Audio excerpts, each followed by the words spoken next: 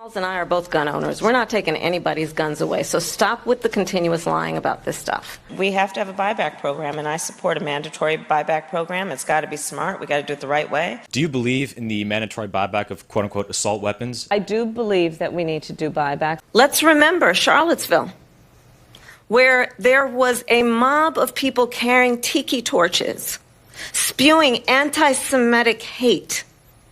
And what did the president then at the time say? There were fine people on each side. And you had some very bad people in that group. But you also had people that were very fine people on both sides. You had people in that group, excuse me, and you had people, and I'm not talking about the neo-Nazis and the white nationalists, because they should be condemned totally. But you had many people in that group other than neo-Nazis and white nationalists, okay? And the Supreme Court had great courage in doing it. And I give tremendous credit to those 6 justices. There is no state in this country where it is legal to kill a baby after it's born.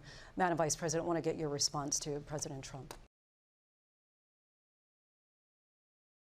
She was big on defund the police. In Minnesota, she won. Where do you stand on defund the police? Look, right. So here's the thing. Defund the police.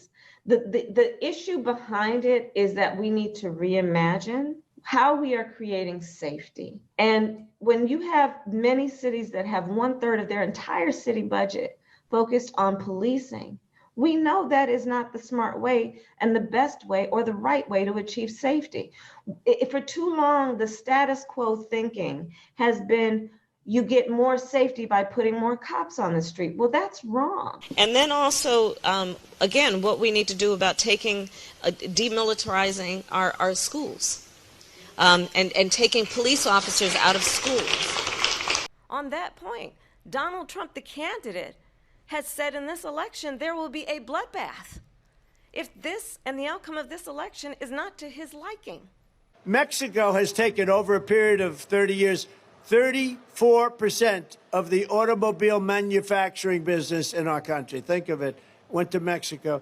China now is building a couple of massive plants where they're going to build the cars in Mexico and they think that they're going to sell those cars into the United States with no tax at the border. Let me tell you something to China. If you're listening, President Xi, and you and I are friends, but he understands the way I deal, those big monster car manufacturing plants that you're building in Mexico right now, and you think you're going to get that, you're going to not hire Americans, and you're going to sell the cars to us. Now, we're going to put a 100% tariff on every single car that comes across the line, and you're not going to be able to sell those cars. If I get elected, now, if I don't get elected, it's going to be a bloodbath for the whole, that's going to be the least of it. It's going to be a bloodbath for the country. That'll be the least of it.